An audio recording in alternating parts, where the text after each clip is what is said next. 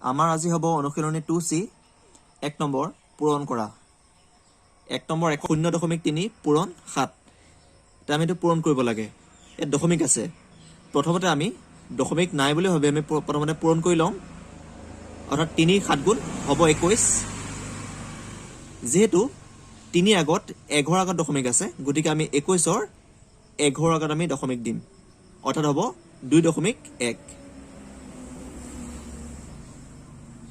2 নম্বৰত আছে 2.3 into 8 ইয়াতো আমি একেই কৰিম 23 ৰ লগত 8 পূৰণ কৰিম যিমান পাম তাৰো 11 আগত আমি দশমিক দিম যেহেতু ইয়াত 2.3 মানে 11 আগত দশমিক আছে মুঠতে সেই কাৰণে আমি 23 ৰ লগত 8 পূৰণ কৰি যিমান পাম আমি তাৰ এটা ঘৰ আগত আমি দশমিক দিম খুফালৰ পৰা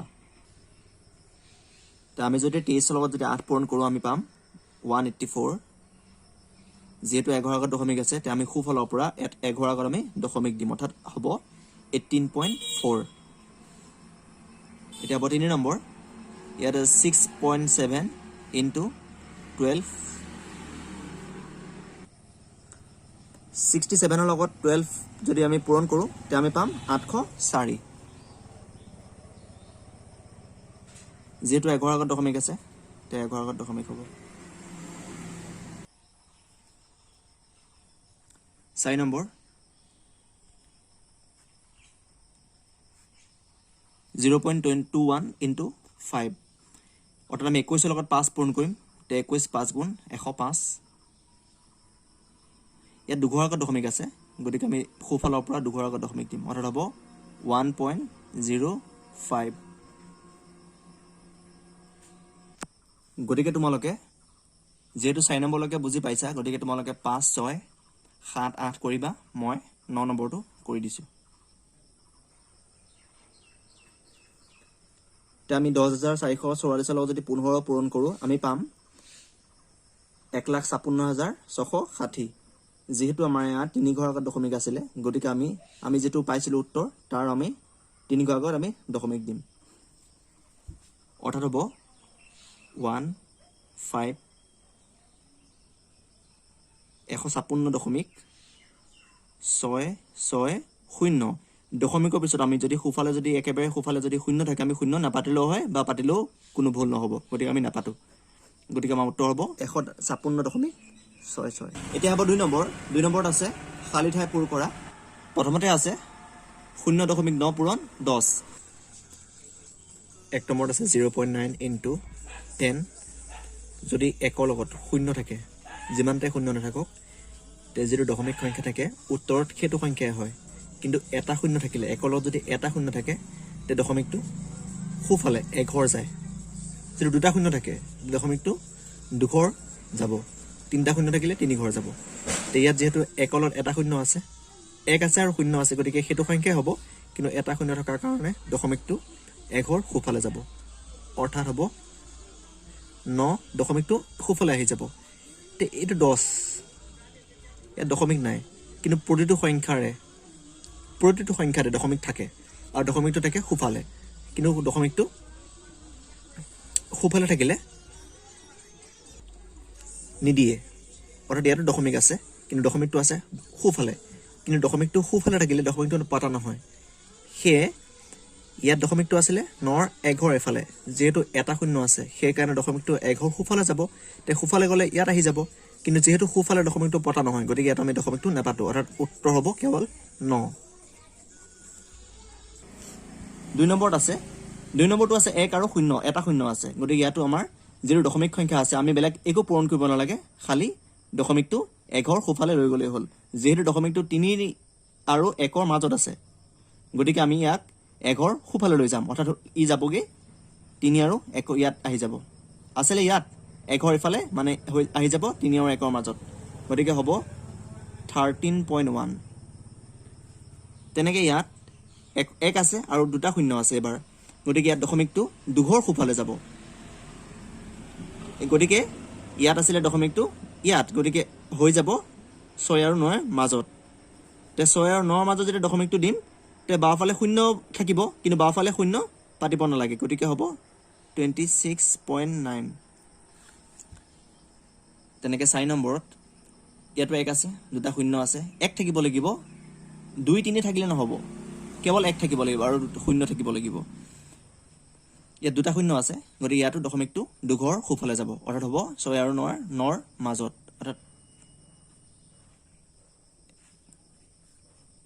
গতিকে তোমালোকে মই 5 নম্বৰলৈকে কৈ দিছোঁ, তোমালোকে 6 7 8টো কৰিবলৈ চেষ্টা কৰিবা।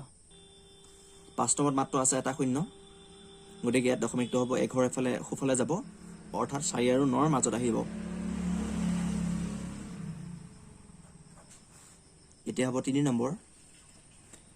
3 নম্বৰটো আমাক পূৰণ কৰিবই দিছে, কিন্তু ইয়াত দুয়োফালে দশমিক আছে, গতিকে আমি পূৰণ কৰিবলৈ চেষ্টা কৰিম। 1 নম্বৰত আছে 3.5 × 0.3। প্ৰথমতে আমি দশমিকবিলাক নাই বুলি ভাবি প্ৰথমতে পূৰণ কৰি ল'ম, অৰ্থাৎ 35ৰ লগত 3 প্ৰথমতে পূৰণ কৰিম। এতিয়া আমি যদি 35ৰ লগত যদি 3 পূৰণ কৰোঁ, আমি পাম 105।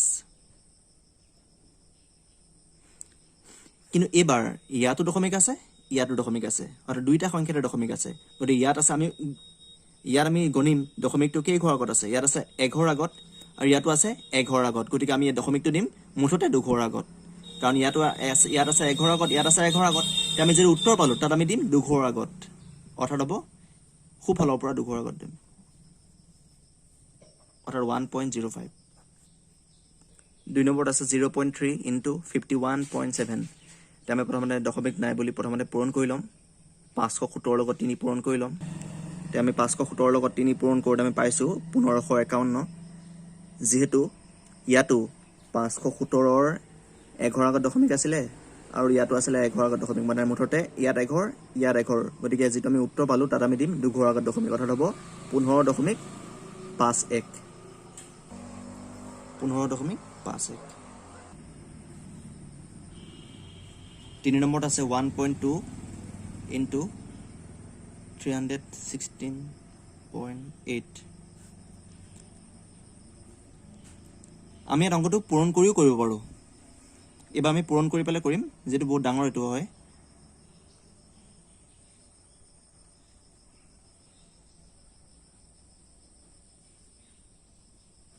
যিহেতু ইয়াত আছিলে 1 ঘৰ আগত দশমিক, ইয়াতো আছিলে 1 ঘৰ আগত দশমিক, গতিকে আমি উত্তৰৰ 2 ঘৰ আগত দশমিক দিম।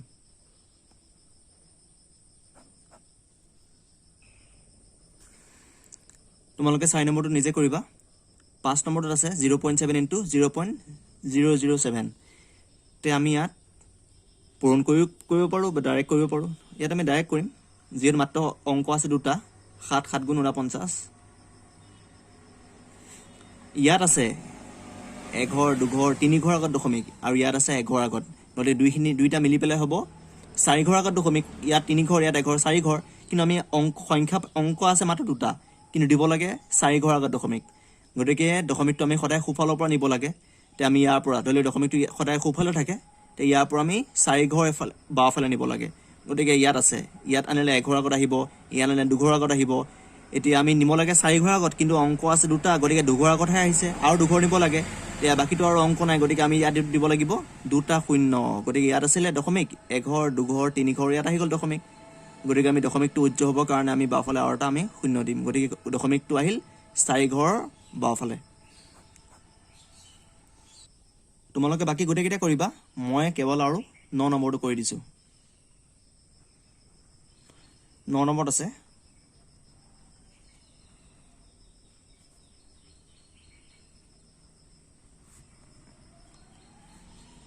ইয়াত আছে দশমিক 2 ঘৰ আগত, ইয়াতো আছে দশমিক 2 ঘৰ আগত, কিন্তু আমি যদি দশমিক নাই বুলি ভাবোঁ, ইয়াত কেৱল থাকিব 1, কাৰণ বাওঁফালে শূন্যহে আছে, দশমিকটো উঠাই দিলেতো বাওঁফালে শূন্যৰ কোনো কাম নহয়, গতিকে ইয়াত কেৱল আছে 1, আৰু ইয়াত আছে 10,101, অৰ্থাৎ 10,101ৰ লগত আমি 1 পূৰণ কৰিব লাগে। 10,101ৰ লগত যদি 1 পূৰণ কৰোঁ 10,101 পাম, অৰ্থাৎ ইয়াৰ লগত 1 পূৰণ কৰিলে এইটোৱে পাম। কিন্তু ইয়াত আছিলে দশমিক 2 ঘৰ আগত, ইয়াতো আছিলে 2 ঘৰ আগত, গতিকে হ'ব 4 ঘৰ আগত। ইয়াত আছিলে দশমিকটো 1 2 3 4, অৰ্থাৎ হ'ব 1.0101। বাকী তোমালোকে বাকীকেইটা কৰিবলৈ চেষ্টা কৰিবা। এতিয়া হ'ব 4 নম্বৰ। 4 নম্বৰত আছে মান নিৰ্ণয় কৰা। অৰ্থাৎ আমি গোটেইকেইটা যদি পূৰণ কৰি পেলাওঁ তেতিয়া আমি মান পাই যাম। প্ৰথমতে আমি 0.1 লগত 0.2 পূৰণ কৰিম।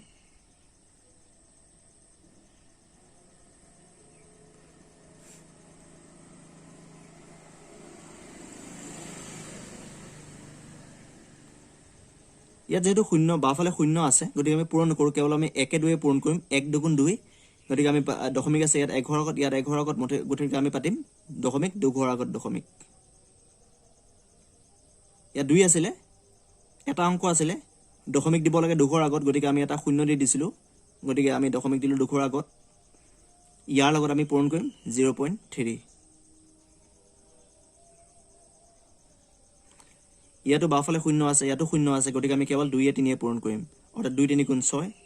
ইয়াত আছে দশমিক 2 আগত, ইয়াত আছে 1 আগত, গতিকে আমি মুঠতে দিম 3 আগত, কিন্তু অংক আছে এটা, গতিকে দিব লাগে 3 আগত, গতিকে আমি আৰু দুটা 0 দিব লাগিব। গতিকে আমি মান পালোঁ 0.006। 2 নম্বৰ 2.1 × 1.2 × 0.5।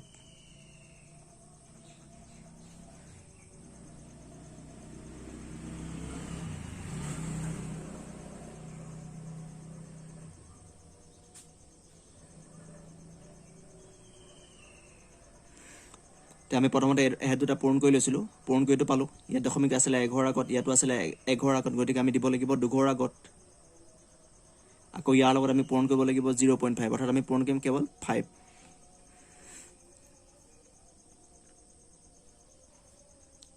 গতিকে ইয়াত আছিলে দশমিক 2 আগত, ইয়াত আছিলে 1 আগত, গতিকে মুঠতে হ'ব 3 আগত, অৰ্থাৎ 1.26। 0 নাপাতিলেও হয়। এতেকে 2.1 × 1.2 × 0.5 = 1.26। 4 নম্বৰত 4টা অংক আছিলে, মই 2টা কৰি দিছোঁ, তোমালোকে বাকী 2টা কৰিবলৈ চেষ্টা কৰিবা। 5 নম্বৰ, এটা সমবাহু ত্ৰিভুজৰ এটা বাহুৰ মাপ 5.23 চেণ্টিমিটাৰ, ত্ৰিভুজটোৰ পৰিসীমা নিৰ্ণয় কৰা। এতিয়া আমাক ত্ৰিভুজটোৰ এটা বাহুৰ মাপ দিয়া আছে, ত্ৰিভুজটো সমবাহু ত্ৰিভুজ, আমি ত্ৰিভুজটোৰ পৰিসীমা উলিয়াব লাগে। এতিয়া আমি পৰিসীমা উলিয়াই আমি যেহেতু সমবাহু ত্ৰিভুজ গতিকে 3টা বাহুৱে সমান, গতিকে পৰিসীমা মানে 3টা বাহুৰ যোগফল, গতিকে আমি এটা বাহুৰ মাপ যিমান দিয়া আছে আমি তাৰ লগত 3 পূৰণ কৰি দিলে আমি ত্ৰিভুজটোৰ পৰিসীমা পাই যাম। গতিকে আমি 5.23 লগত 3 পূৰণ কৰি যিমান পাম সেইটোৱে হ'ব ত্ৰিভুজটোৰ পৰিসীমা। সেয়ে আমি লিখিছোঁ ত্ৰিভুজটোৰ এটা বাহুৰ মাপ 5.23 চেণ্টিমিটাৰ, এতেকে ত্ৰিভুজটোৰ পৰিসীমা 3 পূৰণ 5.23 চেণ্টিমিটাৰ। এতিয়া আমি 523 লগত 3 পূৰণ কৰি পালোঁ 1569। যিহেতু দশমিক 2 আগত আছিলে গতিকে ইয়াতো দশমিক হ'ব 2 আগত, অৰ্থাৎ হ'ব 15.69 চেণ্টিমিটাৰ।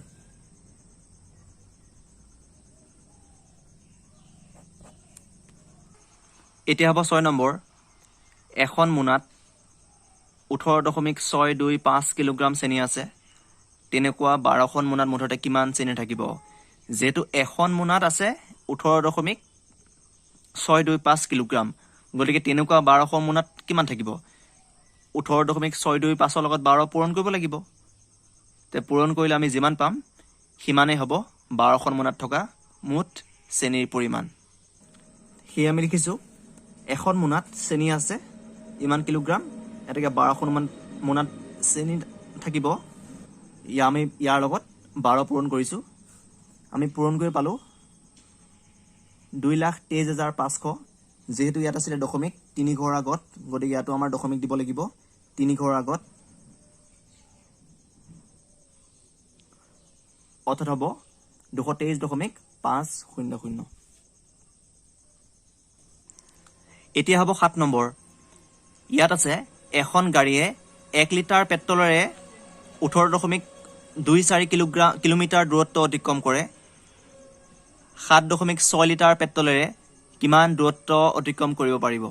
1 লিটাৰে অতিক্ৰম কৰিব পাৰে 18.24 কিলোমিটাৰ, এতেকে 7.6 লিটাৰ পেট্ৰলেৰে কিমান অতিক্ৰম কৰিব পাৰিব? গতিকে 18.24 লগত 7.6 পূৰণ কৰিব লাগিব। পূৰণ কৰিলে যিমান পোৱা যায় সিমান কিলোমিটাৰে দূৰত্ব অতিক্ৰম কৰিব পাৰিব 7.6 লিটাৰ পেট্ৰলেৰে। আমি লিখিছোঁ 1 লিটাৰ পেট্ৰলেৰে যায় 18.24 কিলোমিটাৰ, এটাকে 7.6 লিটাৰ পেট্ৰলেৰে যাব। আমি ইয়াৰ লগত 7.6টো আমি পূৰণ কৰিছোঁ। এতিয়া আমি পূৰণ কৰি পাইছোঁ এইটো, যিহেতু ইয়াত আছে 2 ঘৰ আগত দশমিক, ইয়াত আছে 1 ঘৰ আগত দশমিক, গতিকে আমি দিব লাগিব 3 ঘৰ আগত দশমিক, অৰ্থাৎ হ'ব 138.624 কিলোমিটাৰ।